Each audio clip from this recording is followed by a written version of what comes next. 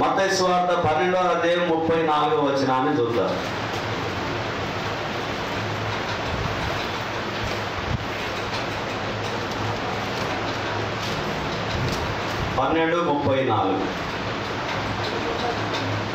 సర్ప సంతానమా, మీరు చెడ్డవారై ఉండి ఎలాగూ మంచి మాటలు పలుకుదురు.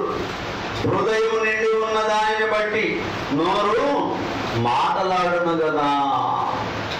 ఏం చేస్తుందమ్మా? మన హృదయం నిండి ఉన్న ప్రకారంగా మన నోరు మాట్లాడుతుంది.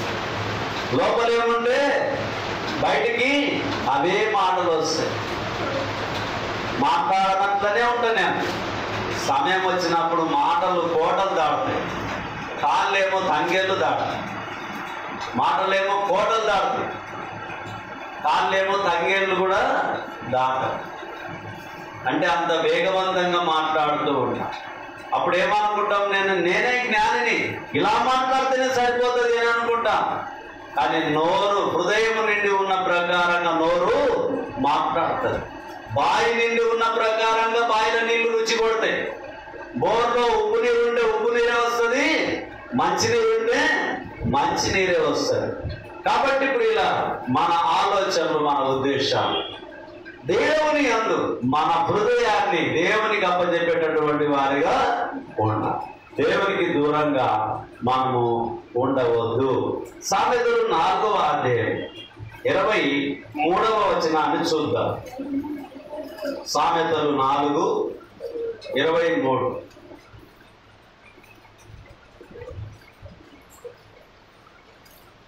నీ హృదయంలో నుండి జీవధారలు బయలుదేరును కాబట్టి అన్నిటికంటే ముఖ్యముగా నీ హృదయమును భద్రముగా కాపాడుకొను. అన్నిటికన్నా దేన్ని కాపాడుకోవాలి? హృదయాన్ని కాపాడుకోవాలి. హృదయమన్నెడి తలుపునొద్ద యేసునాథుండు నిలచి సదయుడగుచు తాటుచుండు సకల విధములగా ఎంతసేపు నిలువబెట్టి ఏర్పితురతని.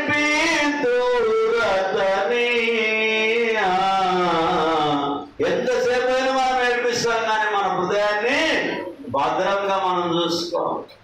నేనే జ్ఞానిని, నేనే బుద్ధిమంతుని, నీవు కావు, నీవు కావు, నీవు కావు, నీవు కావు, ఎవరు కావు, నేనే నేనే. ఆ భ్రమలో మన హృదయం అంధకారమైనటువంటి భ్రమలో మనం బ్రతుకుతూ ఈ లోకంలో కొనసాగుతూ ఉంటున్నాం. ప్రియుల, మన హృదయాన్ని జీవధారలు బయలుదేరినటువంటి హృదయంగా ఉన్నప్పుడు మనము దేవునికి చెప్తుంది వాక్యం ఏమిటంటే, నీ హృదయంలో నుండి జీవధారలు బయలుదేరును కాబట్టి అన్నిటికంటే ముఖ్యంగా నీ హృదయమును భద్రంగా కాపాడుకోను. అన్నిటికన్నా నీ హృదయాన్ని ఏం చేయమంటున్నాడు? భద్రంగా కాపాడుకోమంటున్నాడు. మరి కాపాడుకోకుంటే ఏమైంది? పాపంలో పడిపోతుంది. లోపల నుంచి జీవధారలు బయలుదేరేటటువంటి సమయంలో అసత్యమైనటువంటివి, దేవునికి వ్యతిరేకమైనటువంటివి మన హృదయంలో నుంచి వస్తాయి. దావీదు గారు ఏం చేశారమ్మా? దావీదు గారు మేడగడి మీదకి ఎక్కిండు. ఆమెను చూసాడు, బత్షెబాను చూశాడు. హృదయంలో ఏమనుకున్నాడు? ఈమె కావాలని కోరుకున్నాడు. అప్పుడు ఒక తప్పు తర్వాత మరొక తప్పు దావీదు గారు చేసి, అయితే దావీదు గారు తప్పు చేసి తప్పుకు పశ్చాత్తాపం పడ్డాడు. దానికి ఆధారాలు పరిశుద్ధ గ్రంథంలో చాలా ఉన్నాయి. కానీ మానవుడు నేటి ప్రపంచంలో ఎన్ని తప్పులు చేసినా నా తప్పు కాదనేటటువంటి అభద్ర భావంలో తన హృదయము అంధకారంలో పెట్టుకొని ఏమి కనిపించినటువంటి స్థితిలో ఈ లోకంలో నివసిస్తూ ఉంటున్నాడు. కాబట్టి జీవధారలు బయలుదేరేటటువంటి హృదయంలో నుండి అన్నిటికన్నా ముఖ్యంగా దాన్ని భద్రంగా కాపాడుకోమని దేవుని వాక్యం మనకు తేటగా గుర్తు చేస్తుంది. పేతురు మొదటి పత్రిక 3వ అధ్యాయం, పేతురు మొదటి పత్రిక 3వ అధ్యాయం 15వ వచనాన్ని చూద్దాం ప్రియ.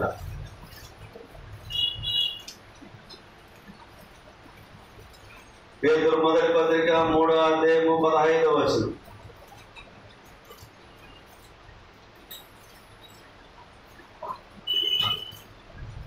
పదహైదు 16 13 నుంచి చదువుకున్నాం. మీరు మంచి విషయములలో ఆసక్తి గలవారైతే మీకు హాని చేయవాడెవడు? మీరొక వేళ నీతి నిమిత్తము శ్రమపడినను మీరు ధన్యులే. వారి బెదిరింపునకు భయపడకుడి, కలవరపడకుడి. నిర్మలమైన మనస్సాక్షి కలిగిన వారికి మీలో ఉన్న నిరీక్షణను గురించి మిమ్మును ఏతువడుగు ప్రతి వారికి సాత్వికముతోను భయముతోను సమాధానము చెప్పుటకు ఎల్లప్పుడూ సిద్ధంగా ఉండి మీ హృదయముల యందు క్రీస్తును ప్రభువుగా ప్రతిష్ఠించుడి. అప్పుడు మీరు దేని విషయమై దుర్మార్గులను దూషింపబడుదునో దాని విషయమై క్రీస్తునందున్న మీ సత్ప్రవర్తన మీద అపనింద వేయి వారు సిగ్గుపడుతురు. కరెక్ట్గా ఉంటే, క్రీస్తునందు భయభక్తులు కలిగి ఉంటే, దేవుని యందు నమ్మకంగా ఉంటే, మన మీద అపనిందలు ఎవరైతే వేస్తారో వాళ్ళు ఏం చేస్తారంటే ఒకరోజు సిగ్గు పడతారు. ఒకవేళ లేదు, వాళ్ళు సిగ్గుపడితే పడాలి. వాళ్ళు సిగ్గుపడకుండా ఉండాలంటే మనం ఇంకా పాపంలోనే. దేవుని వాక్యం తెలియజేస్తుంది. పాపానికి దూరంగా మన హృదయాన్ని, అబద్ధానికి దూరంగా మన హృదయాన్ని, మోసానికి దూరంగా మన హృదయాన్ని, అన్యాయానికి దూరంగా మన హృదయాన్ని, అక్రమానికి దూరంగా మన హృదయాన్ని, అన్నిటికీ దూరంగా, అన్నిటికీ మోసకరమైనటువంటి ఈ హృదయాన్ని భద్రంగా కాపాడుకోవడము చాలా ప్రాముఖ్యమైనటువంటి విషయమై ఉంటున్నది. కాబట్టి మనము నిర్మలమైన మనస్సాక్షి కలిగినటువంటి వారిగా మనం ఉండాలని చెప్పి దేవుని వాక్యం మనకు తెలియపరుస్తూ ఉన్నది. ఎఫెసీయులకు రాసిన పత్రిక 3వ అధ్యాయము 19వ వచనాన్ని, 3వ అధ్యాయం 15వ వచనాన్ని చూద్దాం. ఎఫెసీయులకు రాసిన పత్రిక 3వ అధ్యాయము 15వ వచనం.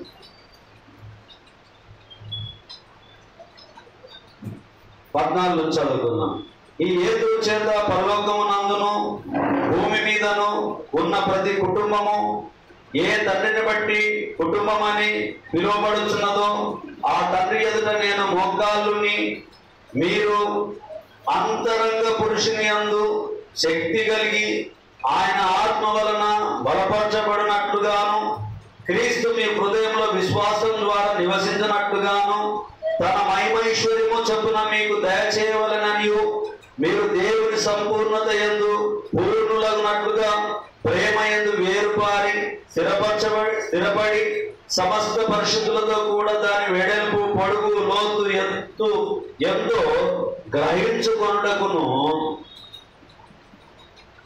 జ్ఞానములకు మించిన క్రీస్తు ప్రేమను తెలుసుకొనుటకును తగిన శక్తి గల వారు కావాలని నన్ను ప్రార్థించుతున్నాను. ఏం చెప్తుందమ్మా దేవుని వాక్యము?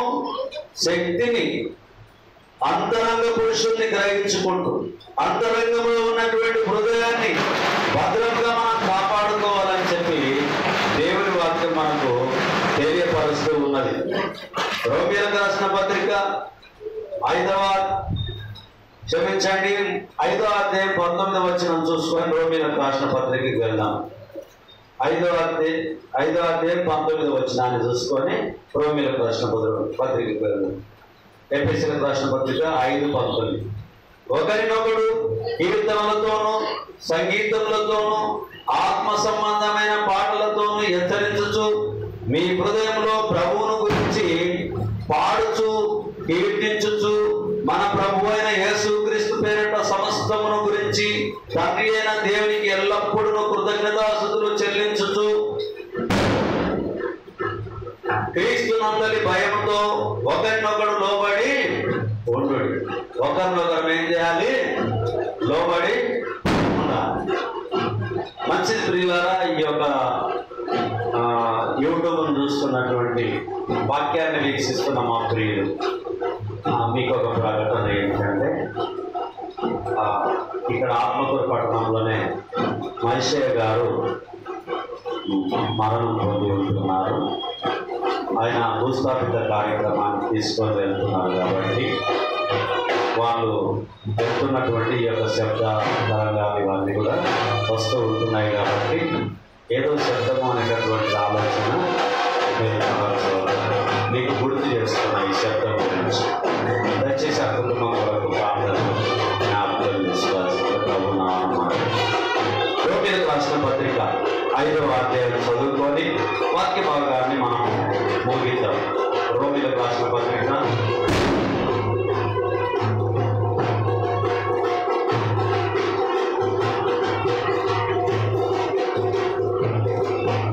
5వ అధ్యాయం 5వ వచనాన్ని చూద్దాం. 5:5 ఎందుకనగా ఈ నిరీక్షణ మనల్ని సిగ్గుపరచదు, మనకు అనుగ్రహింపబడిన పరిశుద్ధాత్మ ద్వారా దేవుని ప్రేమ మన హృదయంలో కుమ్మరింపబడి ఉన్నది. ఏలయనగా మనం ఇంకా బలహీనులమై ఉండగా క్రీస్తు యుద్ధ కాలమున భక్తిహీనుల కొరకు చనిపోయేను, నీతిమంతుని కొరకు సహితము ఒకడు చనిపోవట అరుదు, మంచివాని కొరకు ఎవడైనా ఒకవేళ తెగిపోవచ్చును. అయితే దేవుడు మన ఎడల తన ప్రేమను వెల్లడిపరుచున్నాడు. ఎట్లనగా మనం ఇంకనూ పాపులమై ఉండగానే క్రీస్తు మన కొరకు చనిపోయాడు. మంచివారి కొరకు ఒకవేళ ప్రాణమిస్తే ఇవ్వచ్చేది, కానీ చెడ్డవారైనటువంటి మన కొరకు క్రీస్తు ప్రాణాన్ని అర్పించుకున్నాడు. కాబట్టి మన హృదయం అన్నిటికన్నా మోసకరంగా ఉంటూ ఉన్నది. కాబట్టి దయతో జ్ఞాపకం చేసుకోండి, దేవుని యందు మన హృదయాన్ని భద్రపరుచుకుందాం. చిన్ని ప్రార్థన చేసుకున్న వాక్య భాగాన్ని మనము ముగిద్దాం. మహోన్నతుడా, మహకరుడా, పరిశుద్ధుడా, మీ పరిశుద్ధమైన నామాన్ని బట్టి మీకు వందనములు చెల్లించుకుంటున్నాం. ఇదిగో తండ్రి, ఈ యొక్క ఆదివారం ఆరాటంలో పాల్గొన్న ప్రతి ఒక్క సహోదరి సహోదరులను, పెద్దలను, చిన్నలని, ఎవరి బిడ్డల్ని నైనా మీరు దీవించి ఆశీర్వదించాలి. ఈ వాక్యం నాయన సత్య వాక్యము ఎంతమంది హృదయంలో భద్రంగా ఉంచబడి ఉన్నదో నాకైతే తెలియదు నాయన.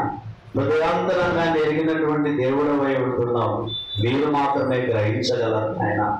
ఇదిగో తండ్రి, మంచి నీళ్ళలో పడి ఫలించినటువంటి విత్తనముగా మీ వాక్యాన్ని ఆశీర్వదించమని ప్రార్థిస్తూ ఉన్నాం. అలాగనే నేటి దినాన చనిపోయి అటువంటి మహేషయ్య గారి కుటుంబాన్ని మీరు జ్ఞాపకం చేసుకోండి, ఓదార్చండి, ఆదరించండి. ఆయన వారి కుటుంబాన్ని మీ కృపలో నాయన మీరు కాపాడు.